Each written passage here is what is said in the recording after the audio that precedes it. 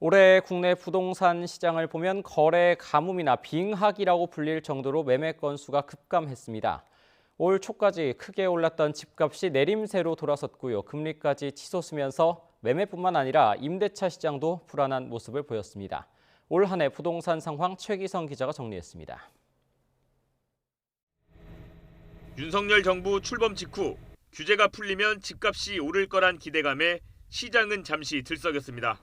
선거 전에 이렇게 좀 매도 의향이 있는 그 소유자분들도 좀 매물을 좀 거두는 그런 입장이고. 하지만 미국 연방준비제도의 잇따른 기준금리 인상과 러시아의 우크라이나 침공 등 대외 변수 여파를 피하지 못했습니다.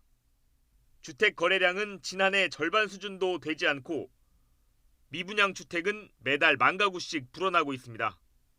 전국 아파트값이 24년 만에 가장 큰 폭으로 하락했다는 통계도 나왔습니다.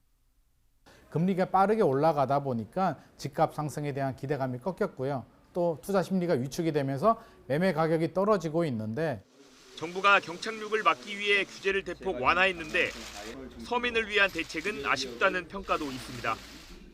도심 정비 사업을 재개한다든지 이런 부분들은 상당히 긍정적으로 평가가 됩니다. 다만 이제 공공임대 정책이 좀 후퇴했다는 거, 예산도 좀 줄어들고. 우려했던 전세 대란은 없었지만 전세값이 기존 보증금보다 낮아지는 역전세가 발생했고 고금리의 월세를 찾는 임차인이 늘었습니다. 무리한 방식으로 주택을 사들여 이득을 챙긴 다주택자가 불어난 이자를 감당하지 못해 임차인에게 피해가 전가되는 일도 잇따랐습니다. 깡통 전세 문제가 좀 불거져서 이슈가 됐습니다. 특히 이제 세모녀 전세 사기나 빌라왕 전세 사기 관련된 그런 경매 물건들이 올해 이제 경매 물건들이 나오면서 사회적으로 큰 이슈가 되었습니다.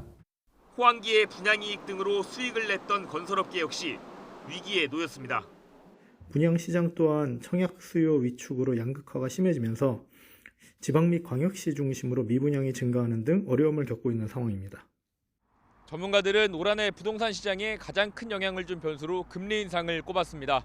내년에도 인상폭에 따라 시장 분위기가 좌우될 것으로 보입니다. YTN 최기성입니다.